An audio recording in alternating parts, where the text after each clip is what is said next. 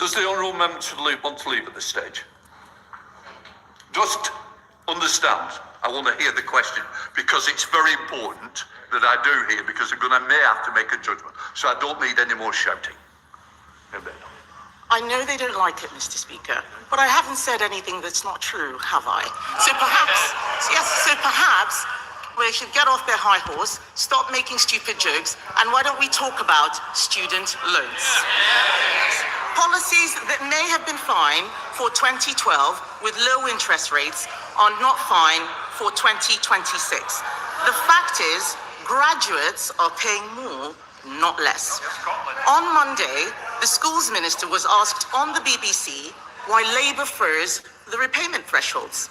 She said the government has, and I quote, huge pressures. Those pressures have been created by his taxes and his borrowing to pay for more welfare. Why is the Prime Minister taking from students to give to benefit streets? Right. What a nerve. Under their government, student loan thresholds were frozen for 10 years. 10 years. They broke the system. They did it with a bloke over there when they're in coalition together, and we're fixing it. Now, she used to say just a few weeks ago that she was going to focus on the economy at the exclusion of everything else. So I'm doing her a favour by bringing it back to the economy, because 117, desperate to talk about the economy, £117 off energy bills, inflation going down. The other thing that was confirmed on Friday, Mr. Speaker, borrowing is coming down, the biggest surplus on record. That means we've got the economy back under control. We're fixing the public finances. Now, I know the party of Liz Truss don't understand any of this, but she should welcome those changes when she next stands up.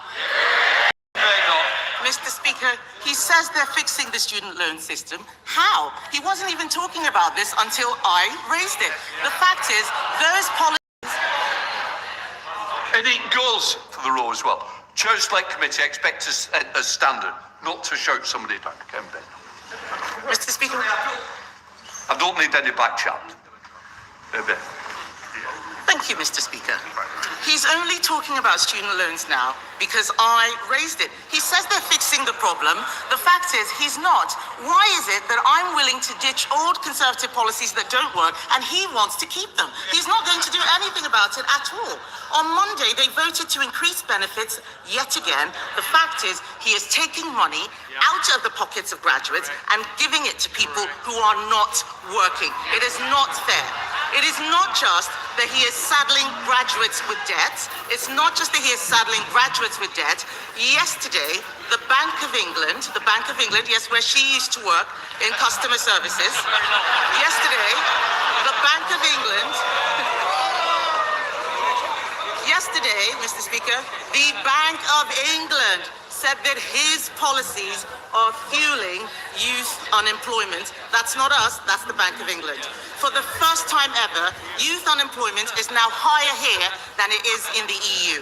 And while he blames everyone else, our young people can't get jobs, they are losing hope and even leaving the country. Will the Prime Minister tell us how he plans to deal with it? Prime Minister. Mr. Speaker, she says she's ditching failed Tory policies. It's a very long list. 14 years of list. And it starts with the word sorry. And when she says that word, we'll take her seriously.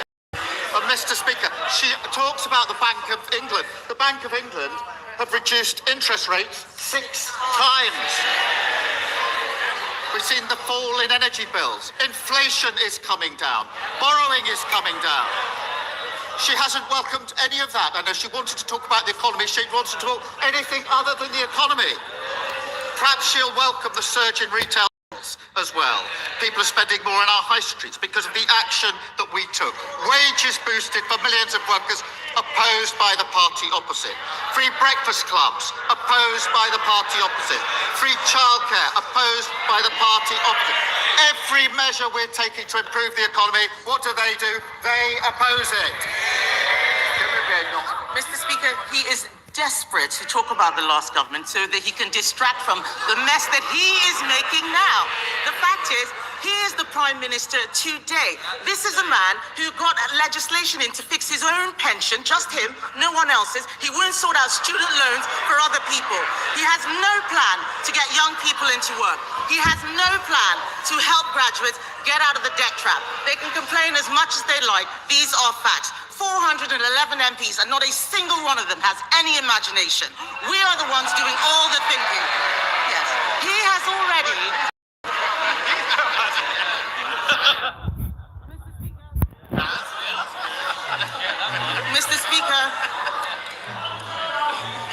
Mr. Speaker, the Prime Minister has already made 15 U-turns. Will he make another one next week at the Spring Statement to fix the student loans system? She wants me to talk about this government. Bills down under this government, £117. Inflation down under this government. Surplus up, record. Resales down. She won't welcome the economic news, but the business community is welcoming the plan. Business confidence is up. The FTSE's at a record high. The President of the British Chamber of Commerce has said this is the year our economy can turn around. Her miserable strategy of talking down the economy isn't working because Labour's got a plan for Britain. Kevin Bednall. Mr. Speaker, it'll only turn around this year if he stops being the leader. Perhaps they can do something about that. He wants us to welcome economic news. I'm sorry, but I'm not going to welcome the fact that youth unemployment is at its highest ever. I am not going to welcome the fact that unemployment has increased every single month under this Labour government. He is not doing anything about student loans because he is not governing.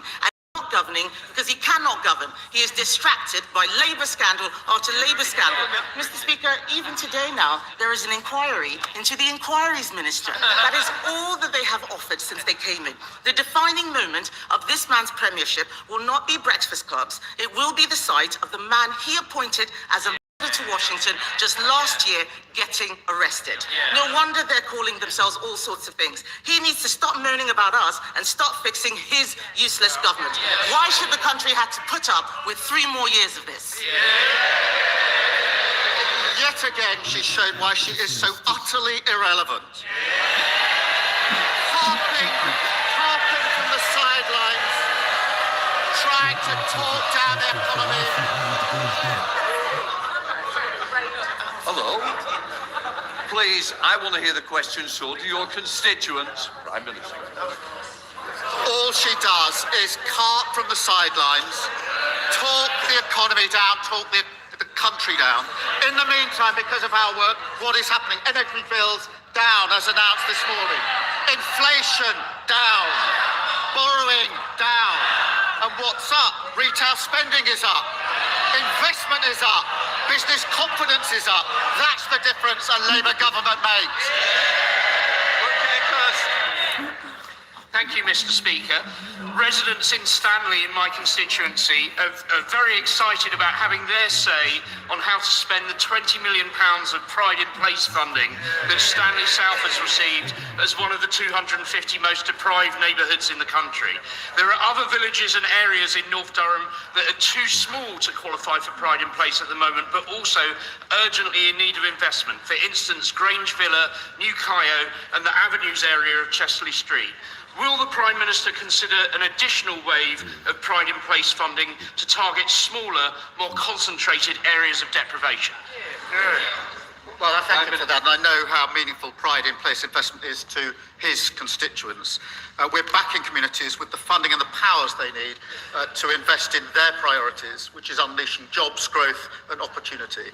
In answer to his question, I can confirm that the next wave of Pride in Place will invest in an additional 169 neighbourhoods focused on smaller areas, looking closely at deprivation.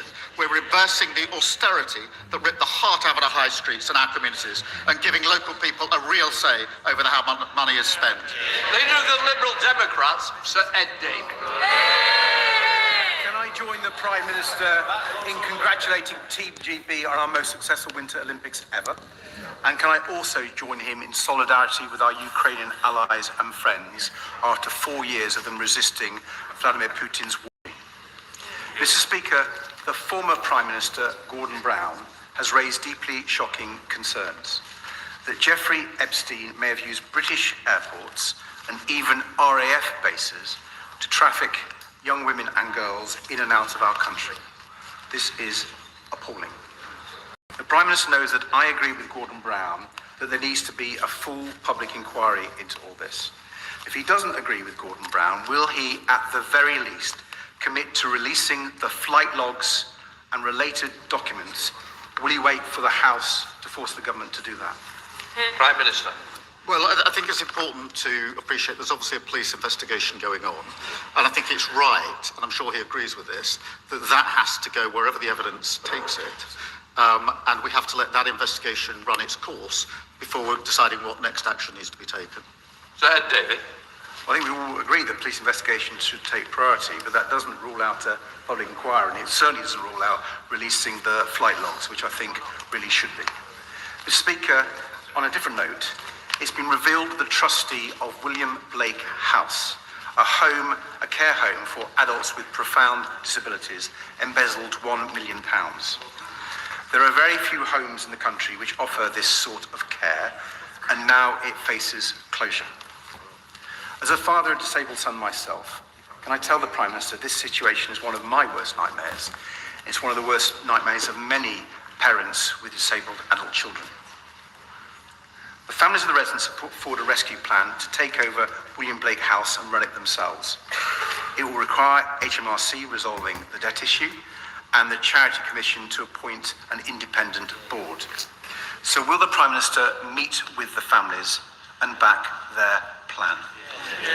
Prime Minister. Can I thank him for raising this case? Obviously, a cause of considerable concern, and of course I'll make sure that the relevant meeting is put in place for all of the individuals who need that meeting. Mr. Speaker, given the recent challenges to the Equality Act, will the Prime Minister commit to protecting those laws which prevent discrimination at work and in society, making sure that women aren't fired for being pregnant, and ensuring that everyone is treated fairly, regardless of their sex, race or disability?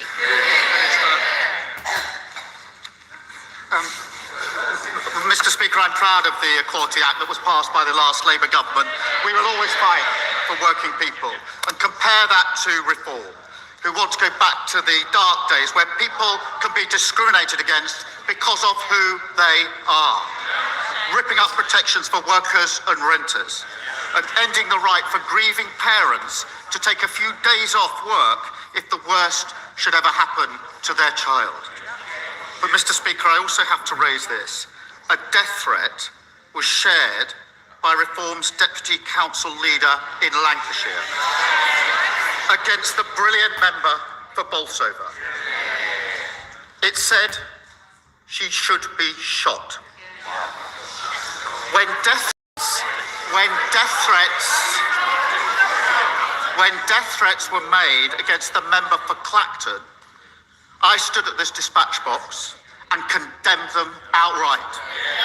If he has any decency or backbone, he will stand up, apologise, condemn the comments, and sack the individual in his parties. Will he do so? Nigel Farage. Thank you, Mr. Speaker. At the age of 14, Michel Mandarin was forcibly removed from his home, the coral atoll of Ile-de-Quoi, dumped on the quayside of Mauritius, forced to live on food scraps out of bins. He has resettled those islands and yet now faces a removal order from yet another Labour government. So maybe twice in one lifetime, he's going to be asked to leave his homeland. Can I ask the Prime Minister, for a government that is full of human rights lawyers, within and without, why do the opinions and human rights of indigenous Chagosians not matter to him at all? Prime Minister. So he has neither the decency nor the backbone to condemn a death threat to a member of this House, whichever party they are in. He doesn't have the decency or the backbone to condemn it and to sack the individual. And that just shows that his party have got nothing to offer the country but grievance and division. Look at their candidate in Gorton and Denton. A man who says anyone who isn't white cannot be English. No wonder he's been endorsed by Tommy Robinson. It doesn't represent our country. And anybody who wants to stand against that hatred and division should vote Labour on Thursday tomorrow in Gorton and Denton. Thank you, Mr. Speaker. Can the Prime Minister update the House on how the government is tackling the misuse of illegal drugs? And will he reassure parents in my constituency of Rugby and across the country that Labour will continue to disagree with the views and the voices of those who think that it is a good idea to legalise Class A drugs like heroin and crack cocaine? Prime Minister. Can I thank him for raising that? We are working relentlessly to tackle the supply of illegal drugs and expanding police powers to test more suspects upon arrest. The Green Party's policy isn't just irresponsible, it's reprehensible. Legalising, Mr. Speaker, cocaine, heroin, ketamine, and the date rape drug, GHB, a drug which we know is used to spike drinks for women. Now, whilst we're making that an offence, the Green Party's proposals would shatter lives, increase antisocial behaviour, and see drugs use running rife. And I have to say, as the father of a 17-and-a-half-year-old son, the idea that the argument is being made by the Greens that when he turns 18 in just a few months, it would be lawful to provide him with heroin and crack cocaine is absolutely disgusting. Thank you, Mr. Speaker. The Prime Minister recently stated we will not allow the powerful to treat justice as optional.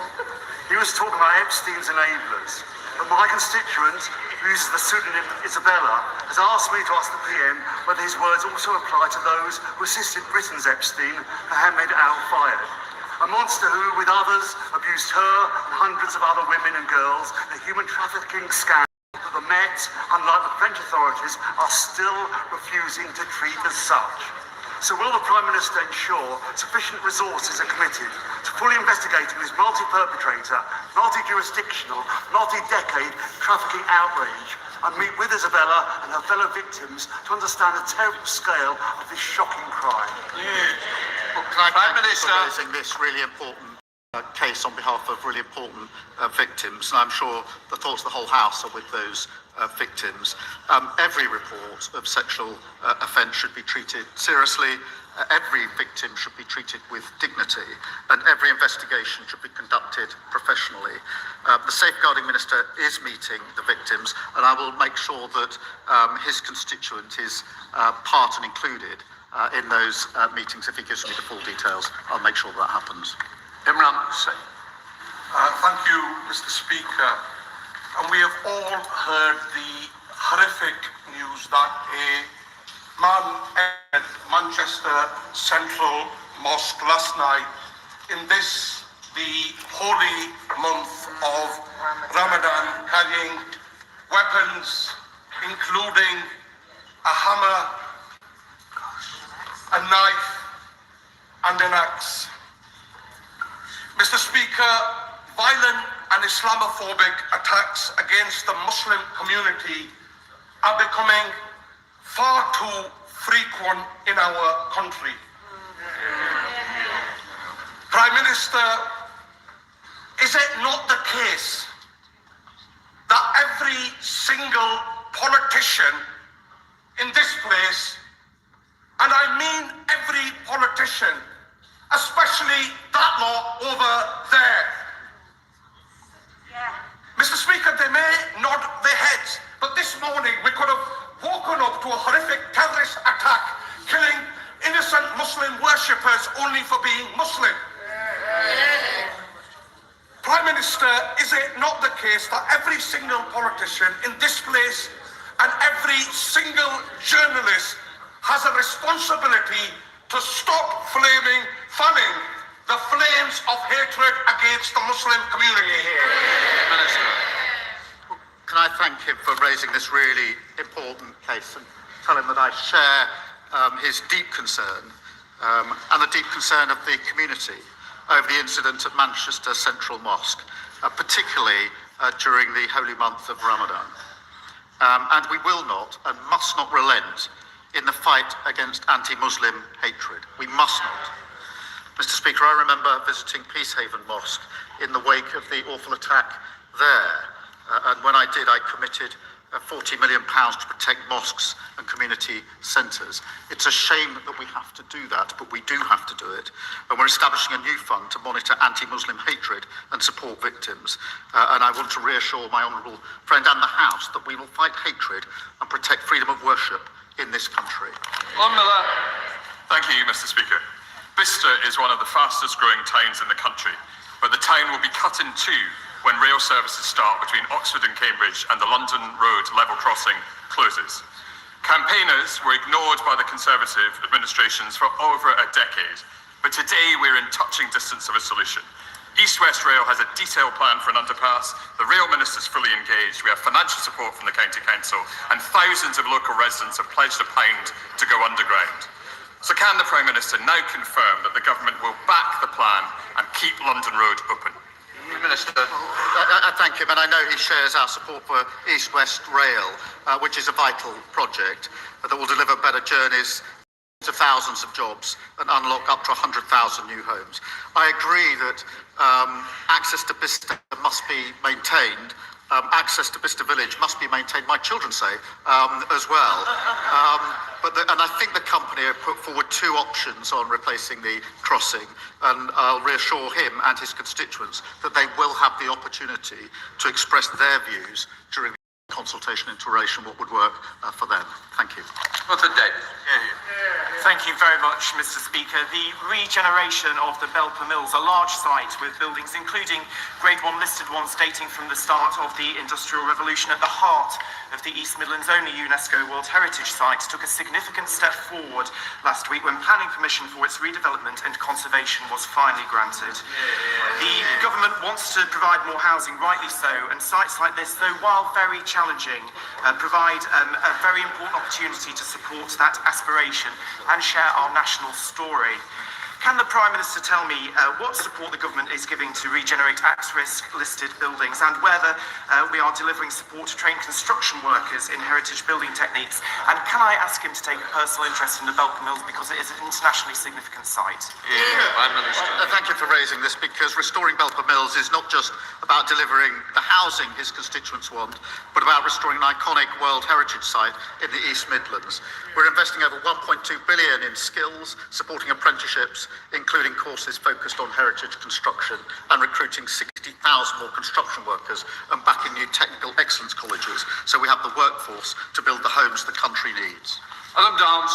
Thank you, Mr. Speaker. In January last year, Somerset received around 2,000 pothole reports. This January it was nearly 7,000, a 250% increase.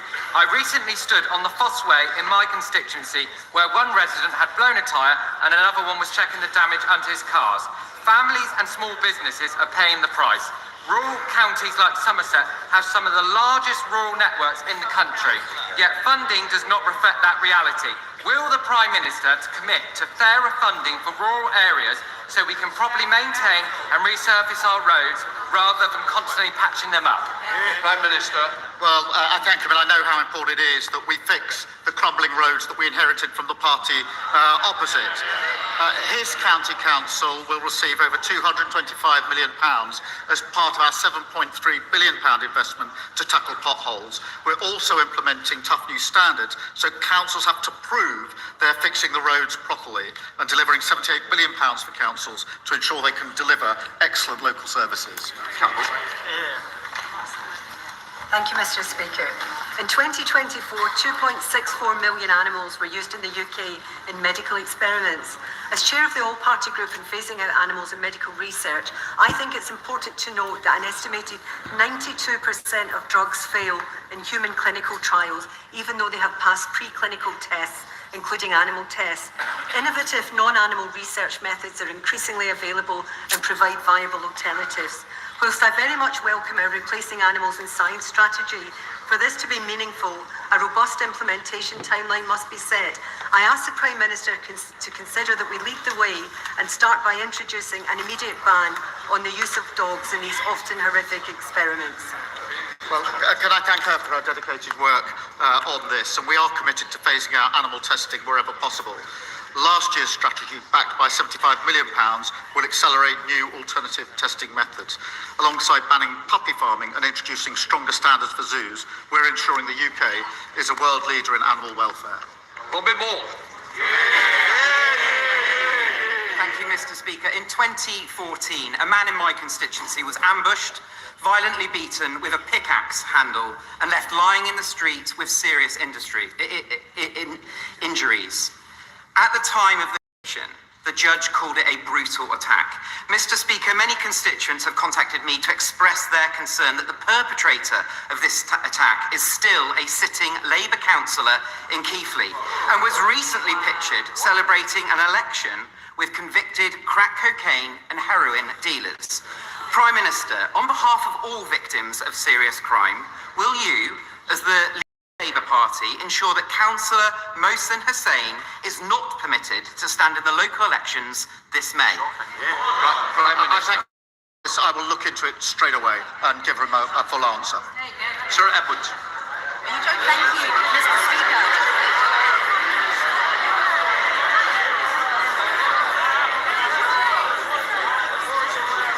Order. Mr. Benton Glenn, you're getting carried away with some other colleagues behind you. Mr. Davis and others, please. Sir Edwards. Thank you, Mr. Speaker. Prime Minister, I need your help. Today, alongside leading trade bodies, including UK Hospitality, the Federation of Small Businesses, and the Startup Coalition, I am launching the TNT Charter, the Trust and Transparency in Business Energy, to blow up the status quo and support SME access to fair contracts, clearer pricing, and stronger accountability. I know that the Prime Minister recognises this as an issue. So can I ask him to deploy powers to bring greater transparency, fairness and competition to the Wild West that is commercial energy? Mr. Speaker, we inherited the highest industrial energy costs in Europe because of the failed policy of the party opposite.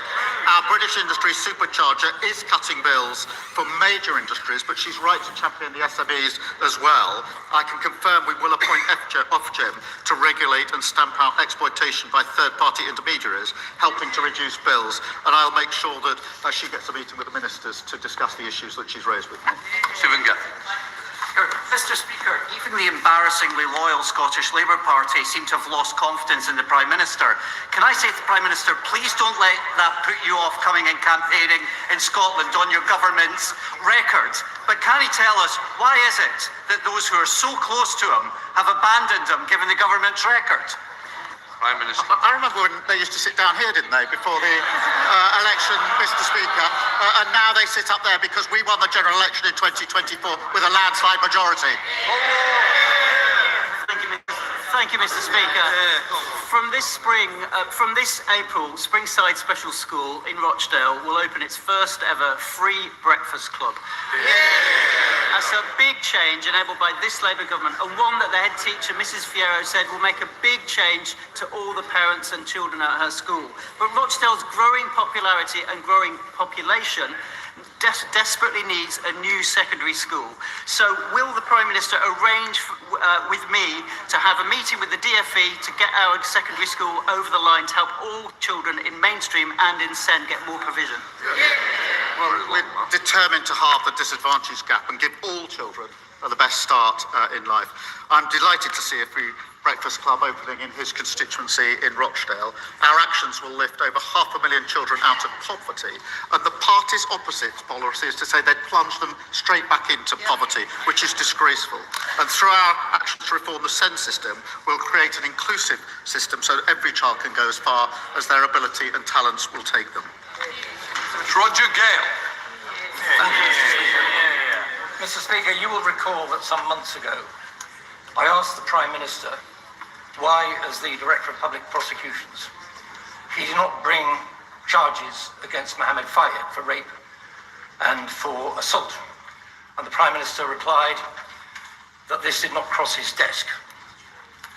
I understand that the Met Police delivered 2 dossiers to the Crown Prosecution Service. So if the Prime Minister didn't see them, who did? And could he tell the House when he expects the Metropolitan Police to bring charges against those who aided and abetted Fayed? Prime Minister. I stand by my answer. Hundreds of thousands of files are submitted to the prosecution service every year. It is important that the investigation is going on. I can't tell when the decision will be made or what the decision will be, as he well knows, but it is important that every allegation is properly investigated and properly dealt with according to the law. Final question, Kelvin Bell. Thank you, Mr. Speaker. 4 years after Russia's illegal invasion, Britain backs Ukraine's fight for freedom. The same freedoms that Labour used to forge NATO to defend. But while Ukraine fights to join NATO, the Green Party wants to break it up. So does the Prime Minister agree with me that as war continues and as Russia broadens its attacks across Europe, those who attack NATO are betraying our security? And to coin a phrase, are they becoming Putin's useful idiots? Well, my honourable and gallant friend is absolutely right. Our support for Ukraine is unwavering. And yesterday, I chaired the Coalition of the Willing Call and announced new sanctions to weaken Putin's war machine. The Greens, by contrast, want to pull out of NATO and negotiate with Putin our nuclear deterrent. And Reform are still parroting Kremlin talking points after their leader in Wales was jailed for taking Russian bribes. Both of them are weak on NATO and soft on Putin. Please, Prime Minister's questions.